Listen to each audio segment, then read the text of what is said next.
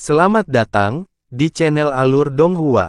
Sebelum menonton, silahkan subscribe, biar Mimin tambah semangat update-nya. Wilayah Ilahi Timur, alam dewa surga abadi, di bagian bawah menara surga abadi. Seluruh tempat itu adalah lautan abu-abu. Hanya ada beberapa titik cahaya redup yang berasal dari batu giok dalam di area tersebut. Itu tidak hanya terbatas pada cahaya. Segala sesuatu di tempat ini terisolasi dari dunia luar, termasuk suara bahkan aura. Ini adalah tempat paling penting di antara tempat-tempat penting di alam dewa surga abadi. Jika seseorang tidak mendapatkan izin pribadi dari Kaisar Langit Surga Abadi, mereka tidak akan bisa masuk ke dalam, tidak peduli siapa mereka. Namun, pada saat ini, lapisan demi lapisan penghalang telah dikupas. Zhou Qingchen diam-diam duduk di tengah ruang yang redup dan gelap ini. Ini adalah hari ke-229 yang dia habiskan di sini. Dia bisa mengingat waktu yang dia habiskan di sini dengan sangat jelas. Karena setiap hari yang dia habiskan di tempat ini terasa jauh lebih lama dibandingkan periode umur 1000 tahun lainnya. Di masa lalu, setiap kali dia memulai sesi pelatihan tertutup yang berlangsung beberapa tahun, dia mampu menghabiskan waktunya dengan meditasi tenang. Namun, beberapa bulan yang singkat ini telah menyadarkannya betapa lambatnya aliran waktu. Sebuah suara terdengar di udara, dan dia melihat bahwa pintu besar yang telah lama disegel itu perlahan dan hati-hati dibuka. Suara lembut yang awalnya terdengar di udara kini telah hilang sepenuhnya. Saat pintu dibuka lebar-lebar, seberkas cahaya menyinari area tersebut.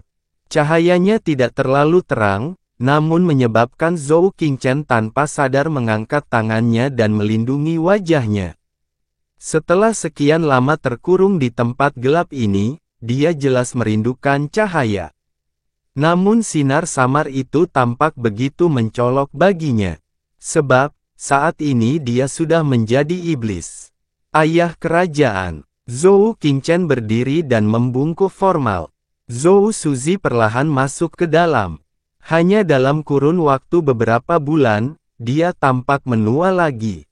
Namun, senyuman lembut dan lembut itu masih tetap terlihat di wajahnya. Qingchen, bagaimana kabarmu akhir-akhir ini? Zhou Qingchen menjawab, melapor kepada ayah kerajaan. Selama setengah bulan terakhir, energi kegelapan yang mendalam di dalam tubuhku tidak bergejolak sama sekali dan anak ini juga menjadi jauh lebih tenang. Itu bagus kalau begitu. Zhou Suzi tersenyum sambil menganggukkan kepalanya. Situasinya jauh lebih baik dari yang saya bayangkan. Ini juga berarti nenek moyang kami telah melindungimu dari bayang-bayang, jadi kamu harus percaya bahwa pasti akan ada suatu hari di mana energi kegelapan ini akan dibersihkan dari tubuhmu. Kali ini, Zhou Qingchen tidak memberikan jawaban yang sama seperti biasanya. Sebaliknya, dia tiba-tiba berkata, ayah kerajaan, anak ini terus-menerus memikirkan berbagai hal selama periode waktu ini dan tiba-tiba saya memikirkan sesuatu, yang mungkin tidak seharusnya saya pikirkan dan saya tidak tahu apakah saya harus bertanya. Ayah kerajaan tentang hal itu. Hehe, tidak perlu menahan apapun. Jangan ragu untuk menanyakan apapun kepada saya, jawab Zhou Suzi. Dialah alasan sebenarnya atas semua yang menimpa Zhou Qingchen. Karena rasa sakit di hatinya dan rasa bersalah yang mendalam terhadapnya, dia menjadi jauh lebih hangat terhadap Zhou Qingchen daripada sebelumnya. Anak ini ingin bertanya, Zhou Qingchen masih ragu-ragu bahkan setelah dia mulai berbicara. Namun setelah melihat tatapan hangat dan lembut ayahnya, dia akhirnya berhasil menanyakan pertanyaan tersebut. Apakah energi kegelapan yang dalam benar-benar tidak bisa dimaafkan dan tidak diizinkan? Oh, Zhou Suzi mulai mengerutkan kening, tapi dia masih tetap tersenyum hangat saat dia menjawab, energi mendalam kegelapan adalah simbol energi negatif.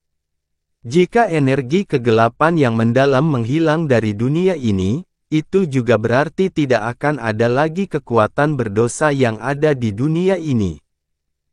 Hal ini terutama berlaku bagi kita yang mewarisi warisan para dewa. Memusnahkan seluruh energi kegelapan yang mendalam di alam semesta adalah tugas yang diturunkan dari generasi ke generasi. Sebuah kewajiban yang sudah mendarah daging sehingga tidak ada yang perlu dikatakan mengenai hal itu. Kenapa kamu tiba-tiba menanyakan pertanyaan seperti itu? Sejak Zhou Qingchen mulai berkultivasi secara mendalam, dia telah mendengar Zhou Suzi dan banyak orang lainnya mengucapkan kata-kata yang persis seperti ini kepadanya berkali-kali. Di masa lalu, dia tidak pernah meragukan mereka. Karena baginya, hal itu hanyalah hal yang wajar, seperti halnya air dan api tidak dapat bercampur.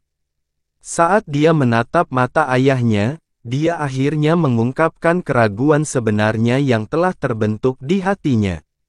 Iblis yang memiliki energi kegelapan yang dalam akan kehilangan kemanusiaan mereka karenanya. Mereka akan menjadi kejam, haus darah, dan kejam. Mereka tidak akan ragu untuk melakukan apapun, melakukan kejahatan apapun demi keuntungan mereka sendiri. Energi mendalam kegelapan adalah ajaran sesat di alam semesta ini dan sebagai praktisi alam dewa yang mendalam, kita harus melakukan yang terbaik untuk menghancurkannya, tidak peduli apakah energi itu ada di alam semesta atau tidak, dalam bentuk manusia iblis, binatang iblis, atau roh iblis. Sejak aku menjadi iblis, aku selalu takut kalau kemanusiaanku perlahan-lahan akan terkikis oleh energi kegelapan yang mendalam di dalam diriku, hingga aku menjadi monster tak berperasaan dan tak berperi kemanusiaan. Zhou Suzi terdiam. Dia mengangkat kedua tangannya dan saat energi dalam beredar di dalam tubuhnya, lapisan energi hitam perlahan muncul di telapak tangannya. Jari-jarinya tidak gemetar dan mata serta suaranya tetap tenang. Sudah lebih dari 7 bulan dan energi kegelapan yang mendalam di tubuhku semakin jarang terjadi. Tubuhku telah sepenuhnya beradaptasi dengan keberadaannya dan dibandingkan dengan awalnya, aku sekarang telah menjadi manusia iblis sejati. Tapi, dia perlahan menutup matanya, mengapa aku tidak merosot menjadi sejenis binatang buas? Rasa rasionalitasku, perasaanku tentang benar dan salah masih tetap ada. Hal-hal yang tidak pernah ingin saya lakukan di masa lalu, hal-hal yang tidak pernah dapat saya lakukan di masa lalu, tidak berubah sedikit pun. Saya masih tidak ingin melakukan hal-hal itu, saya masih tidak bisa melakukan hal-hal itu. Satu-satunya perubahan negatif yang benar-benar aku sadari adalah suasana hatiku akan menjadi kasar dan agresif setiap kali energi kegelapanku mulai bergejolak. Dia mengangkat tangannya lebih tinggi lagi saat energi kegelapan yang menyelimuti mereka semakin padat. Ayah kerajaan, mungkinkah energi kegelapan yang mendalam itu tidak begitu mengerikan? Mungkinkah apa yang selama ini kita ketahui tentang energi mendalam kegelapan, tentang iblis, telah salah sejak awal? Cukup, teguran keras itu merampas seluruh kehangatan wajah Zhou Suzi. Sebagai kaisar dewa paling jujur di alam semesta, kaisar dewa yang hidup untuk menghancurkan segala kegelapan dan dosa, dia tidak dapat mempercayai atau menerima kata-kata seperti itu. Dan mereka sebenarnya berasal dari putranya sendiri, putra yang dia pilih secara pribadi sebagai penerus tahta alam dewa surga abadi. Perilaku tercela macam apa ini? Zhou Suzi, yang sangat jarang marah, hendak menamparkan putranya, matanya menyala-nyala karena marah, tapi saat dia melihat energi gelap di telapak tangan Zhou Qingchen, matanya bergetar dan dia dengan paksa menekan amarah yang meluap di dalam dirinya, dari dia. Sebaliknya, dia mengulurkan telapak tangannya dan langsung menghilangkan energi kegelapan yang dilepaskan Zhou Qingchen. Qingchen, bagaimana kamu bisa mengatakan hal seperti itu? Zhou Suzi dengan kuat mempertahankan ekspresi tenangnya, tetapi suaranya masih bergetar saat mengucapkan kata-kata itu.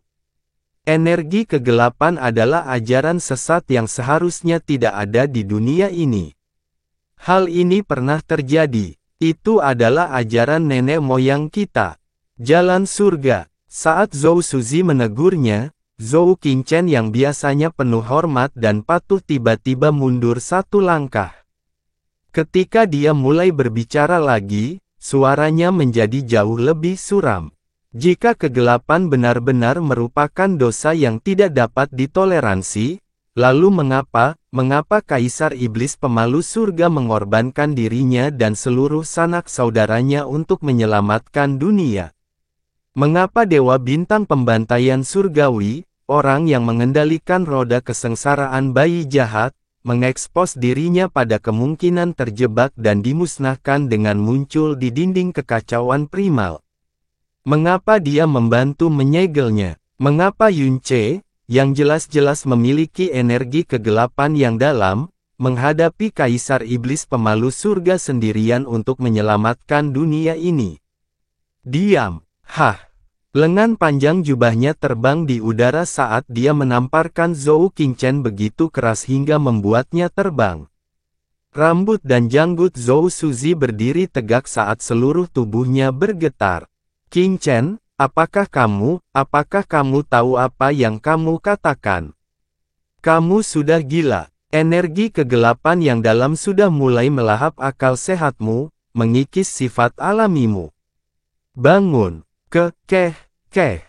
Zhou Qingchen bersandar di dinding sambil perlahan berdiri. Dia menggunakan jarinya untuk menyeka darah yang menetes dari sudut bibirnya dan menundukkan kepalanya. Dia mulai berbicara perlahan. Seseorang yang pikirannya tidak jernih hanya akan mengoceh dan mengoceh seperti orang gila. Dia akan berbicara omong kosong dan omong kosong.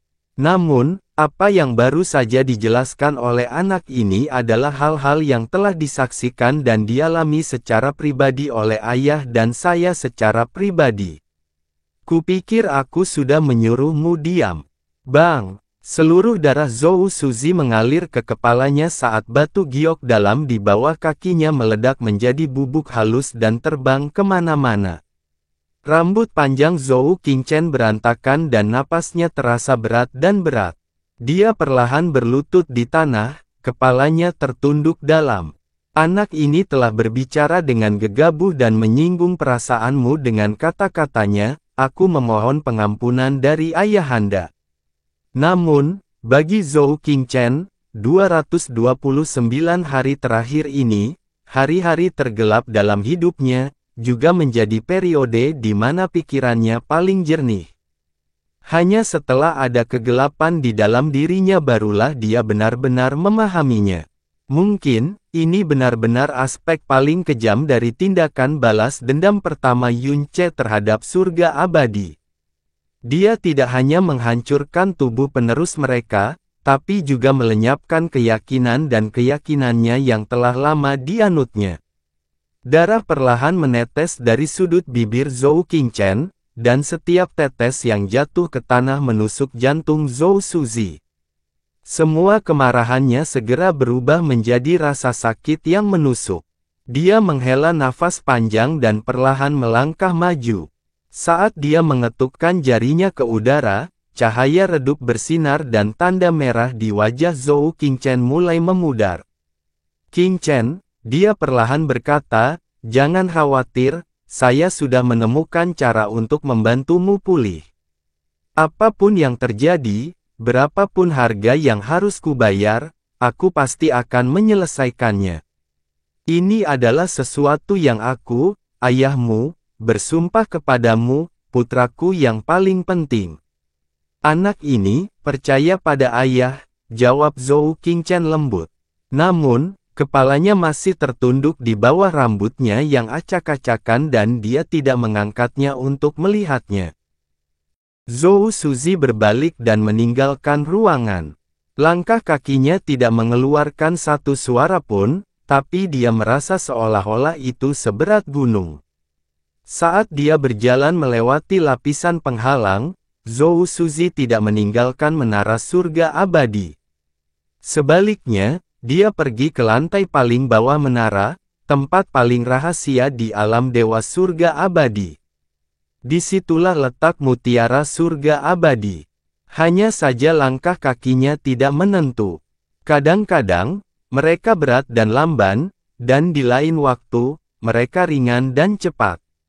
Ajaran nenek moyang kita, kehendak surga abadi, sesuatu yang aku kejar sepanjang hidupku, sesuatu yang telah aku dedikasikan separuh hidupku, bagaimana bisa salah, gumamnya lagi dan lagi. Selama jangka waktu ini, dia datang untuk berkonsultasi dengan roh mutiara surga abadi dengan harapan dia dapat menemukan cara untuk menyelamatkan Zhou Qingchen di antara kenangan kunonya. Tapi dia menerima balasan yang sama setiap saat, dan itu adalah jika Yun Ce bisa secara paksa menyuntikkannya ke dalam tubuhnya, maka dia juga akan bisa membersihkannya dari tubuhnya, dan itulah satu-satunya cara yang mungkin. Saat dia ingin melangkah ke area terlarang di mana mutiara surga abadi berada, sebuah transmisi suara tiba-tiba terdengar di benaknya. Transmisi suara ini menyebabkan dia tiba-tiba berhenti. Tubuhnya bergetar hebat saat dia berputar dan dengan cepat terbang keluar dari menara. Ketika dia meninggalkan menara surga abadi, Yang Mulia Taiyu sudah menunggunya di aula utama. Zhou Suzi mendarat di depannya dan berbicara dengan suara serius, "Taiyu, apakah yang kamu katakan itu benar?" "Saya sangat yakin." Yang terhormat Taiyu perlahan mengangkat kepalanya. Mengingat posisinya, jika dia tidak benar-benar yakin, bahkan jika dia bisa mengatakannya dengan kepastian 99%, dia tetap tidak akan menggunakan 4 kata itu. "Apakah kamu punya detailnya?" kata Zhou Suzi. Yang terhormat Taiyu menggelengkan kepalanya, sulit untuk menemukan detailnya. Yun Ce memang telah jatuh ke tangan Ratu Iblis dari alam pencuri jiwa dan alam Yama, bahkan telah mencoba untuk mendapatkannya dari mereka sebelumnya. Alam Yama, Zhou Suzi sedikit mengernyit. Yang terhormat Taiyu berkata, meskipun Yun Ce memiliki energi kegelapan yang mendalam, dia masih dipandang sebagai seseorang dari wilayah ilahi timur oleh orang-orang di wilayah ilahi utara.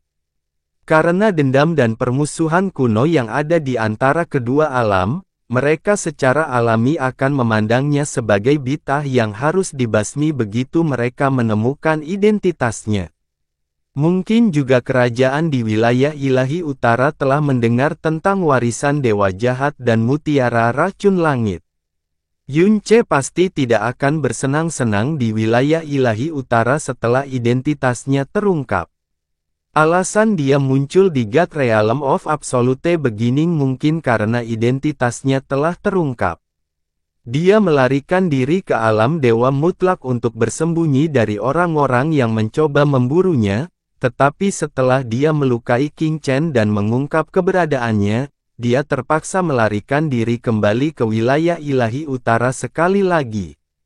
Juga, sebelum dia jatuh ke tangan Ratu Iblis, sepertinya dia sudah sangat menyinggung perasaannya. Sedangkan untuk alam Yama, sepertinya dia membunuh salah satu tokoh penting mereka.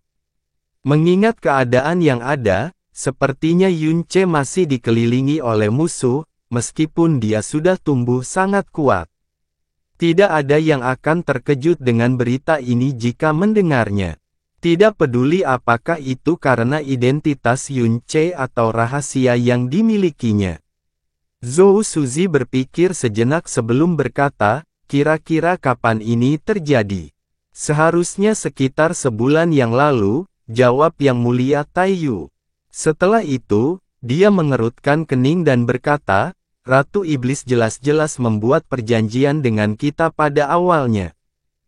Namun, setelah dia mendapatkannya, dia tidak melakukan apapun selama sebulan penuh.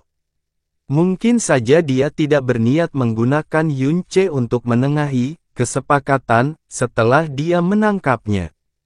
Lagi pula, bagaimana dia bisa melepaskan rahasia yang dimiliki Yunce?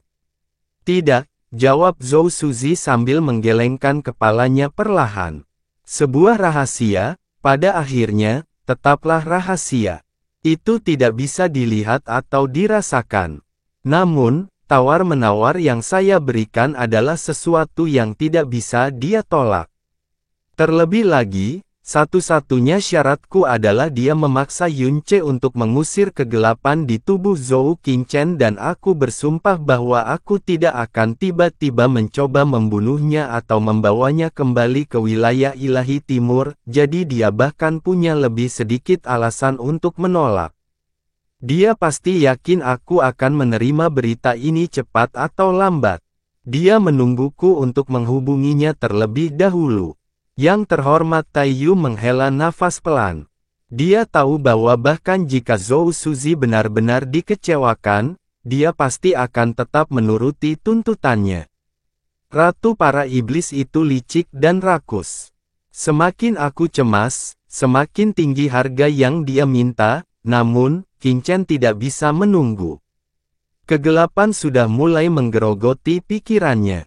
Dia perlahan-lahan diubah olehnya, hari demi hari. Jika kita menunggu terlalu lama, saya khawatir dia akan mencapai titik tidak bisa kembali lagi. Zhou Suzi tampak sangat kelelahan. Namun, hal baiknya adalah dia benar-benar berhasil menangkap Yunce. Yang terhormat Taiyu memandang Zhou Suzi sebelum berkata, namun, sepertinya tuanku tidak terlalu khawatir dengan kesepakatan ini. Zhou Suzi menatap ke ruang di depannya sambil perlahan berkata, tawaran itu adalah sesuatu yang tidak mungkin dia tolak. Faktanya, tidak mungkin ada yang menolaknya. Alis yang mulia Taiyu berkerut saat dia bertanya, tuanku, alat tawar-menawar apa yang sebenarnya akan Anda gunakan? Tapi saat kata-kata itu keluar dari mulutnya, dia tiba-tiba memikirkan sesuatu dan ekspresinya segera berubah. Dia tergagap karena khawatir, mungkinkah? Zhou Suzi menutup matanya, tapi dia tidak mengatakan apapun lagi. Ekspresi keterkejutan membeku di wajah yang mulia Taiyu dan butuh waktu lama baginya untuk kembali tenang. Dia menghela nafas panjang dan berlarut-larut sebelum berkata, tuanku telah mengabdikan separuh hidupnya untuk surga abadi dan dunia. Kamu akhirnya hidup untuk dirimu sendiri sekali ini saja. Zhou Suzi perlahan berkata, setelah masalah ini selesai, saya tidak lagi menjadi kaisar surga abadi sehingga Qingchen harus membayar sendiri utangnya. Taiyu, terima kasih atas kata-katanya, katanya dengan suara yang tulus. Meskipun Yang Mulia Taiyu baru saja mengucapkan beberapa kata singkat itu, kata-kata itu sangat menghibur hati dan jiwanya. Yang terhormat Taiyu terkekeh sambil menggelengkan kepalanya. Tidak perlu ada kata-kata seperti itu di antara kita, saudara. Hanya ada satu hal yang saya khawatirkan. Ratu Iblis itu tidak hanya sangat licik, kekuatan jiwanya juga mengerikan dan aneh. Kami sudah mengalaminya sekali. Anda harus berhati-hati. Jangan khawatir, kata Zhou Suzi. Jika saya tidak melakukan persiapan matang terlebih dahulu, bagaimana saya berani masuk ke dalam perbatasan wilayah utara? Sebelum ini terjadi, hal terpenting adalah bagaimana aku bisa menyembunyikan tindakanku dan menutupi jejakku. Taiyu, aku harus menyerahkan bagian itu padamu. Jangan khawatir, tuanku. Taiyu pergi setelah dia menarik penghalang isolasi suaranya. Sejauh yang dia ingat, ini adalah pertama kalinya Zhou Suzi benar-benar bertindak egois sejak dia menjadi kaisar. Dan mungkin hanya Zhou Qingchen yang bisa membuatnya bersikap seperti itu. Wilayah ilahi utara, alam pencuri jiwa. Yunce dengan tenang berdiri di tengah wilayah suci alam pencuri jiwa. Dia mengulurkan tangannya, telapak tangannya menghadap seorang pria cantik mempesona yang duduk di tanah dengan mata tertutup. Ini adalah 27 roh jiwa dari penguasa roh dari alam pencuri jiwa, Sheng Xian. Beberapa lusin orang berdiri di sekelilingnya dalam diam. Jika ada yang melihat siapa orang-orang ini, mereka akan terperangah. Ratu Iblis Ciwu Yao, 9 penyihir, dan 27 roh jiwa. 37 anggota inti dari alam pencuri jiwa berkumpul di tempat ini, dan itu termasuk Ratu Iblis sendiri. Tidak satu pun dari mereka yang absen. 27 roh jiwa masing-masing bertanggung jawab atas wilayah bintang mereka sendiri dan 9 penyihir jarang berada di dunia tersebut. Jarang sekali mereka berkumpul di satu tempat. Faktanya, itu adalah peristiwa yang mungkin tidak terjadi sekali dalam 1 milenium. Yunce menarik lengannya dan setelah cahaya hitam memudar, kehalusan gelap roh jiwa terakhir telah selesai dengan sempurna. Sheng Xian membuka matanya dan mulai mengedarkan energinya yang dalam. Meskipun dia telah lama menyaksikan kelahiran kembali setiap jiwa-jiwa, seluruh darahnya mulai bergejolak karena kegembiraan ketika dia merasakan perubahan seperti mimpi yang terjadi di tubuhnya. Dia tidak bangkit. Sebaliknya, dia berlutut dan membungkuk berat pada Yunce. Setelah itu, dia berbicara dengan penuh emosi dalam suaranya. Xian ini berterima kasih kepada Tuan Muda Yun atas berkah surgawi ini. Pada awalnya, Xian ini memiliki mata tetapi tidak dapat melihat dan saya dengan kasar menyinggung perasaan Anda. Tuan Muda Yun boleh memperlakukanku sesukanya. Xian ini tidak akan pernah mengucapkan sepatah kata pun keluhan. Dia telah mencapai kecocokan sempurna dengan energi kegelapan yang mendalam di tubuhnya. Ini adalah puncak kegelapan yang belum pernah dicapai oleh Kaisar Ilahi sebelumnya di wilayah Ilahi Utara. Bahkan 2 kata berkat surgawi tidak cukup untuk menggambarkan karunia semacam itu. Ini adalah keajaiban ilahi yang asli. Namun Yunce sepertinya mampu melakukannya tanpa usaha sama sekali, dia bahkan telah memproduksi keajaiban ini secara massal. Ketika salah satu dari mereka mulai merenungkan gagasan ini, mereka menyadari bahwa emosi yang paling mereka rasakan bukanlah kekaguman atau rasa hormat, itu adalah ketakutan yang begitu kuat hingga membuat tubuh mereka gemetar. Hari ini, tidak peduli apakah itu penyihir atau roh jiwa, tidak satu pun dari mereka yang bingung dengan sikap Ratu Iblis terhadap Yunce lagi. Jika alam Dewa Bulan terbakar atau alam Yama mengetahui kemampuan Yunce ini, mereka akan datang ke alam pencuri jiwa sambil berlutut. Yunce tidak bereaksi saat dia berbalik. Baginya, segala sesuatu di alam pencuri jiwa tidak lebih dari sebuah alat. Dia akan memanfaatkan mereka dan mereka akan memanfaatkannya.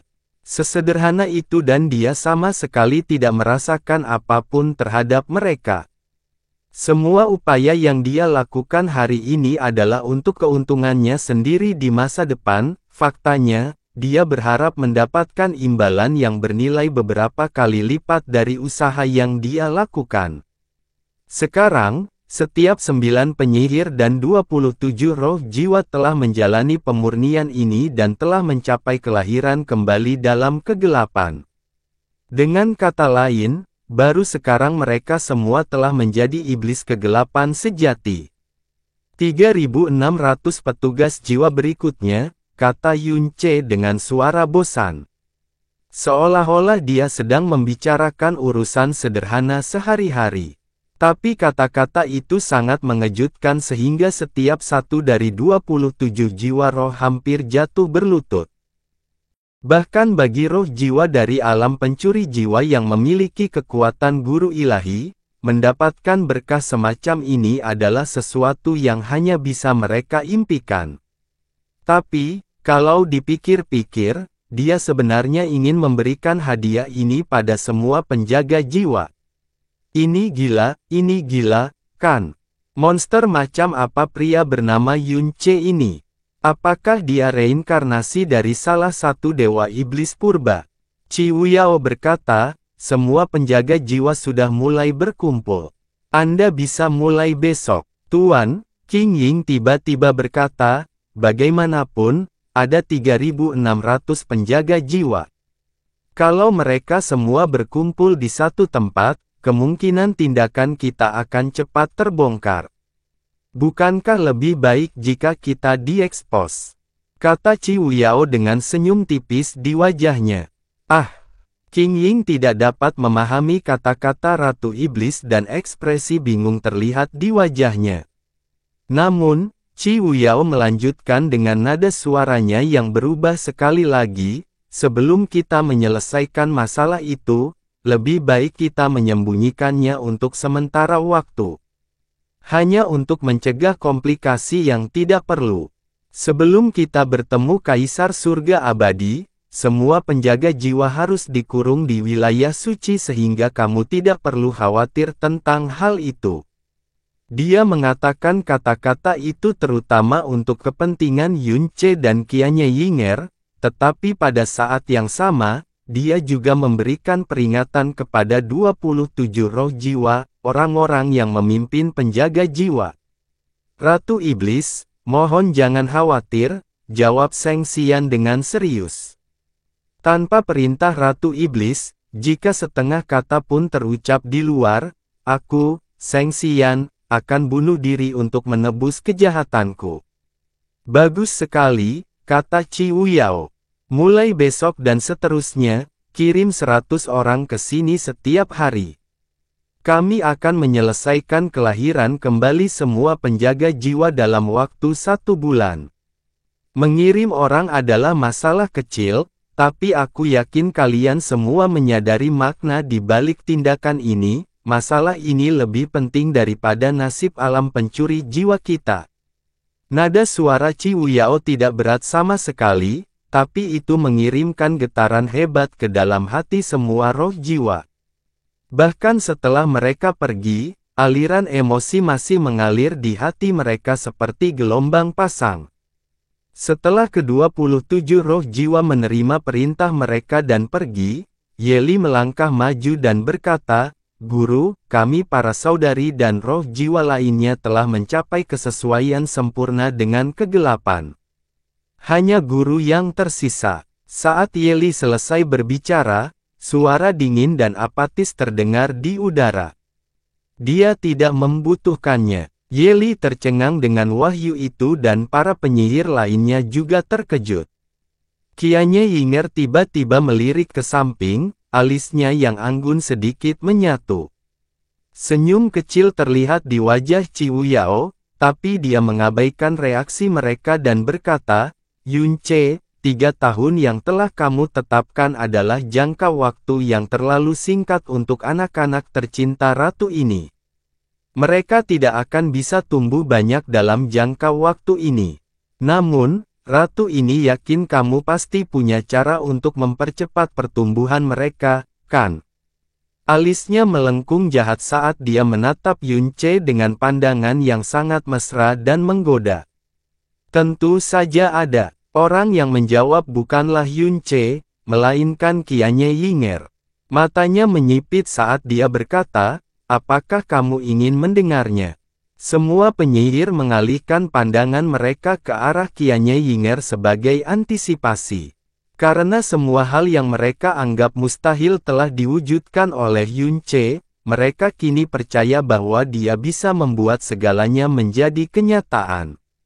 Lagi pula, 3 tahun yang lalu, Qianye Yinger hanyalah penguasa ilahi yang setengah lumpuh, tapi sekarang, dia bisa berhadapan langsung dengan penyihir keempat Yao Dai. Namun, Qi Wuyao langsung menyadari metode apa yang dia bicarakan. Dia tertawa memikat ketika suaranya yang jahat menjadi serak, bagaimana kalau kita melupakannya? Itu adalah metode yang hanya milik Anda. Bagaimana bisa anak-anak ratu ini begitu tidak sopan membaginya kepadamu? Oh tidak, sebenarnya aku sangat menyambutnya. Qianye Yinger mencocokkan senyum indah Qi Wuyao dengan senyumnya sendiri.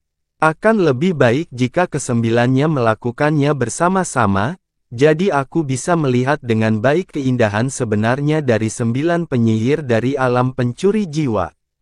Ini pasti akan memanjakan mata. 9 penyihir bertukar pandang tetapi mereka semua benar-benar bingung dengan pertukaran kata-kata ini. Seolah-olah mereka tiba-tiba ditarik ke dalam labirin berkabut. Mata indah Qi Wuyao menyipit dan dia tampak penasaran sekaligus sedikit terkejut melihat reaksi Qianye Yinger.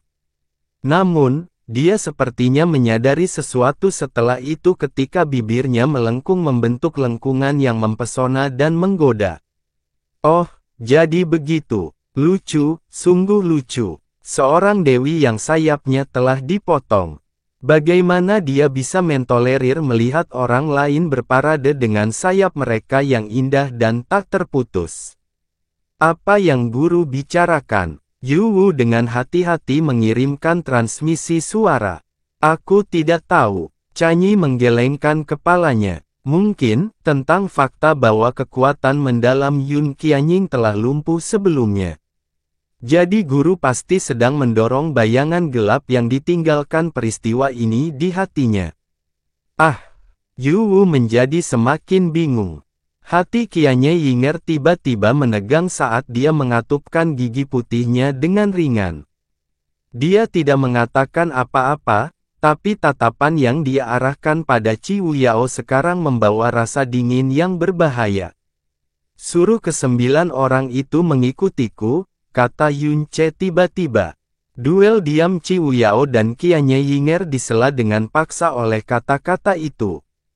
Qi Wuyao menoleh ke arah Yun Ce, bibirnya sedikit terbuka. Dia memutar wajahnya menjadi ekspresi kaget dan takjub yang berlebihan. Tidak mungkin kamu benar-benar akan membantu mereka semua, meningkatkan kultivasi mereka, kan? Jika kamu mengambil ke-9-nya sekaligus, apakah kamu tidak takut kamu tidak akan bisa bertahan? Yun Ce memelototinya sambil berkata, saya punya metode untuk membantu mereka tumbuh dengan cepat. Tapi itu bukan di sini atau saat ini. Oh! Keterkejutan muncul di mata Qi Wuyao saat tatapannya berubah menjadi berpikir. Bukankah kamu sangat tertarik dengan bencana dan kemalangan? Yun Ce mulai berbicara perlahan, setiap kata-katanya gelap dan berat. Jadi untuk pertama kalinya, kami akan membiarkan mereka menjadi perantara kegelapan ini. Ini bukanlah sebuah pertanyaan, ini adalah sebuah pernyataan. Formasi bencana dan kemalangan, formasi iblis kegelapan yang tercatat di bagian tengah bencana kegelapan abadi. Namun, bahkan sampai hari ini, Yun Ce masih tidak percaya diri untuk bisa mengendalikannya dengan bebas. Akibatnya, dia tidak pernah mencoba menggunakannya pada Qianye Yinger karena dia tidak dapat menjamin keselamatannya dalam proses tersebut. Ini adalah pertama kalinya dia memutuskan untuk menggunakannya, dan kali ini, dia akan mengujinya menggunakan tubuh 9 penyihir. Seni Dewa Jahat meningkatkan tubuh penggunanya, memungkinkan penggunanya untuk langsung menembus batas kemampuannya tanpa pengekangan apapun, memungkinkan dia untuk menampilkan kekuatan yang tak terduga. Sedangkan bencana kegelapan abadi terutama terfokus pada pengendalian orang lain, dan ini mencakup segala bentuk kegelapan. Sebagai kekuatan di level yang sama, di dunia tanpa dewa sejati, mereka adalah kekuatan yang benar-benar menantang surga di wilayah mereka sendiri. Dari jawaban Qianye Yinger, terlihat jelas bahwa dia pun tidak mengetahui tentang adanya bencana dan kemalangan. Ini memperjelas bahwa Yun Ce belum pernah menggunakannya sebelumnya. Mengingat kelicikan dan kecerdasan Qi Wuyao, bagaimana mungkin dia tidak menyadari bahwa Yun Ce berencana menggunakan 9 penyihir, 9 orang terpenting di sisinya, untuk melakukan eksperimen. Namun, dia tidak menolak. Sebaliknya, cahaya hitam aneh muncul di matanya. Selain Yunce, dia adalah satu-satunya orang di dunia yang benar-benar mengerti apa arti kata bencana dan kemalangan. Kekuatan ajaib yang telah menyempurnakan kecocokan para penyihir dengan kegelapan hanyalah salah satu kekuatan dasar bencana kegelapan abadi. Namun, bencana dan kemalangan adalah salah satu kekuatan perantaranya, jadi bisa dibayangkan betapa kuatnya kekuatan itu. Baik, kata Qi Wuyao dengan suara ceria.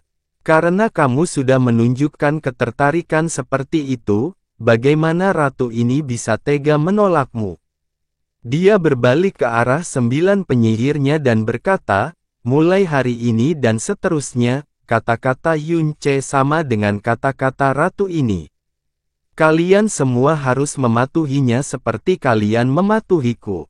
Ketika dia mengucapkan kata-kata itu, semua orang, termasuk Yunce, sangat terkejut hingga mereka membeku di tempat.